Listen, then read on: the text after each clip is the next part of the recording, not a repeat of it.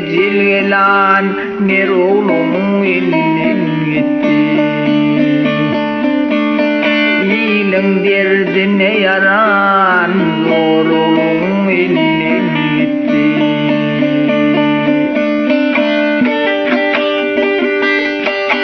Cilgelan arçalar ağlap dinmez barçalar. Nur çaylan niceler nur oğlum elden gitti.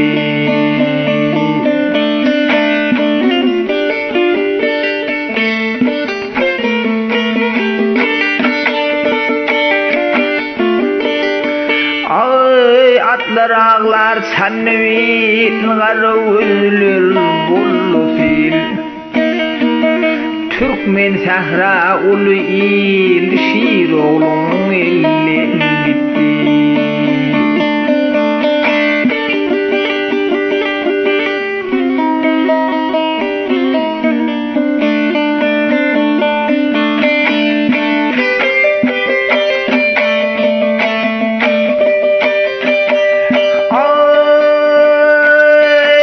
Sensiz kısıl gövrem, sensiz kısıl gövrem, sen dünüm, sen törem.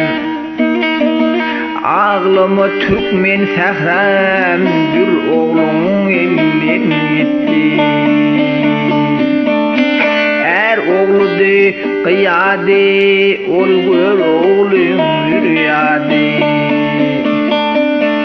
Türkmenilin feryade gör oğlum elden gitti. Türkmenilin feryade gör oğlum elden